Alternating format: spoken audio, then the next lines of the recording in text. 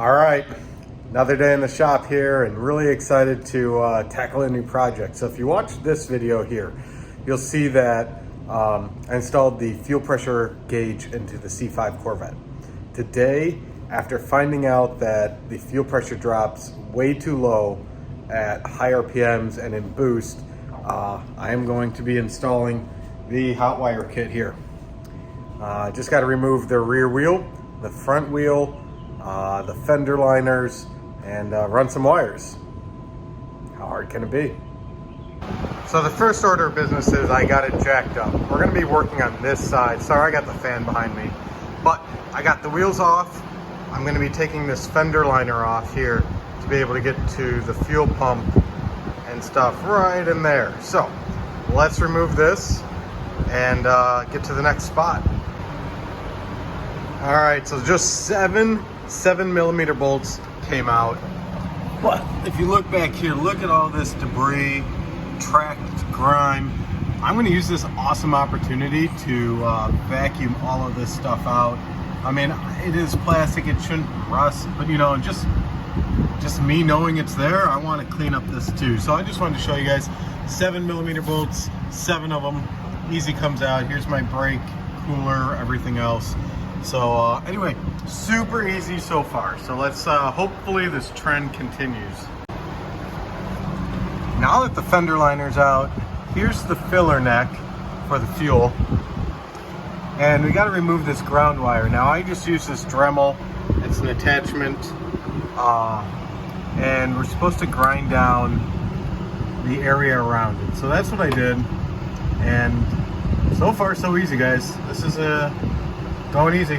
So where we're at is I was able to put the ground and the relay back with the ground for the car. I put the silicone grease up there, and then I ran this wire here to the factory sending unit. This was the hardest part so far, is getting this one plugged back in. There's just really no room with this. So what I ended up doing was I could line it up, but then I just took my screwdriver and I could kind of push down to make sure that it's clipped. The factory one gets plugged into the other side here. It's kind of hard to see now. There, that's where the factory plugs into, and then we here have this here. So pretty much just takes over there. I am just going to probably put all this here for now. I am going to zip tie it probably in here somewhere. Just so when I'm out at the track, this doesn't come loose, get caught on something. So, so far so good. Honestly, this was just the hardest part, and it's not even that hard yet. So, let's keep moving on. Okay, so I even said, how hard can this be? Well, when you have to connect this ground,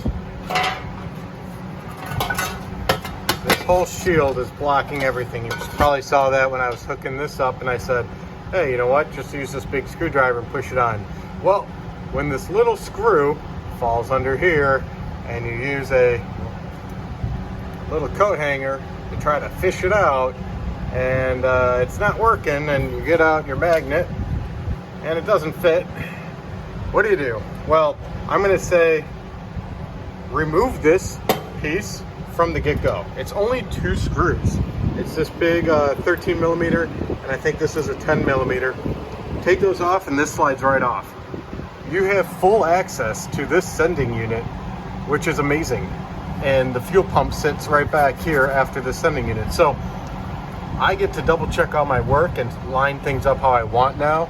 It was kind of a happy accident, but this is just my tip of the day right now, is just remove this piece to begin with, and this project will go a whole lot smoother. So now that I accidentally found a really cool trick, let's keep moving. All right, where we're at, this is the front. Obviously took this off and took off this cover. Right through, you guys see? Right through there is here. And so we just fed all the wire through where that brake goes through. So you can kind of see the wire dropping down. going through there, and you can see the light at the other end. That's where the wire's going, guys. So took a little bit of persuasion. Just got to get it lined up and just push it, and then it'll come through, and then you pull it, make sure it's not kinked here. I had to unwind mine a little bit just so it's nice and flat, and we're good to go. So now we're moving on to hooking it up to the alternator. Finally made our way up to the engine bay. So this is where the windshield washer reservoir goes. It's now sitting over there because race car. Every little bit helps. I never use the windshield wipers, let alone windshield fluid. So you just unplug this, and unplug this. All that's just going to sit there. Now, here's my RaceTronix harness. This is going to go on that, and then we're good to go.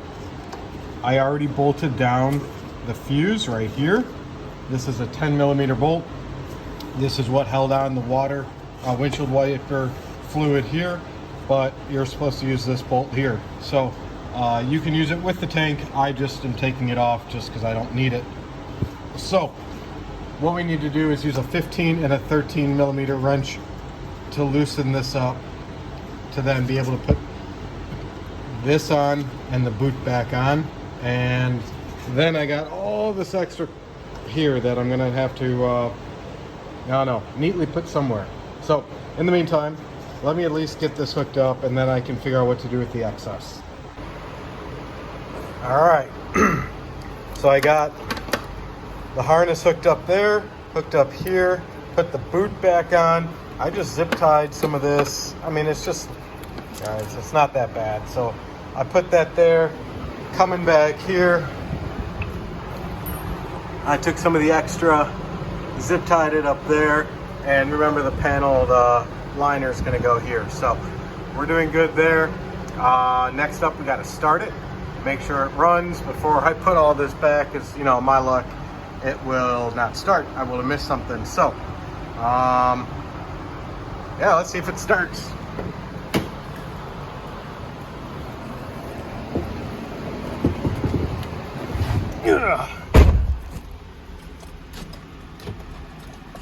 Okay, as you can see, I'm still working on getting everything out here. Make sure it's in neutral, and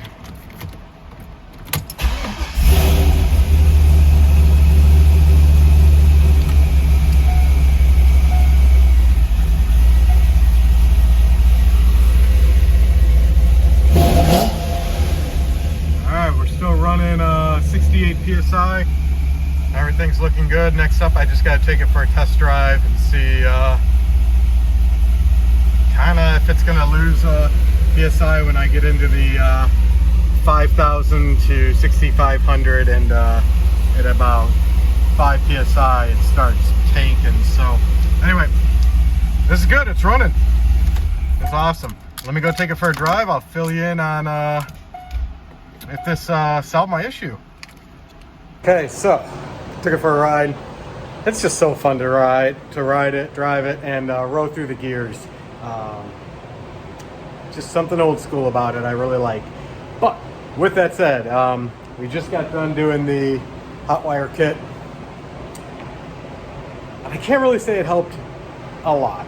I still drop to about 30 pounds, 30 psi at very high RPMs and high boost. And that was kind of what I wanted to eliminate. That's just not a good situation for any motor to be starved of gas. So the next logical series of events that I'm going to have to do is go to a booster pump, and that's to help boost the fuel pump that's already in there, the stock Z06 one. After that, I'm going to have to either go to a larger pump and then injectors. If the duty cycle just can't keep up,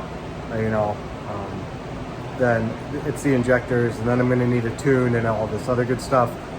So all this is good that I'm doing now is a good foundation for running more power and just beefing up the system anyway. So if I can get a short-term gain here without throwing more power at it, because when I do injectors, I'm also going to do a smaller pulley, I'm going to go all out. I want maybe close to 700 horsepower with it. But for right now, this good foundation I'm just trying to solve the drop in fuel pressure issue now. So anyway, wanted to give you an update. Super easy install. A few tips that I learned, go watch those. But right now, I'm just gonna enjoy it. Order up a Ken Bell 40 amp booster pump. That's gonna go directly into the Hotwire system. It's already ready for it. That is a great thing about this RaceTronix Hotwire kit I got. It is super ready, super easy to just plug and play a booster pump. So I guess we're gonna wait for that to arrive and cross our fingers that helps my PSI on high boost. So until next time, guys, thanks for watching. Please like, subscribe, comment. I do get back to everybody that comments, so I take pride in that, and I really appreciate your time. Catch you next time.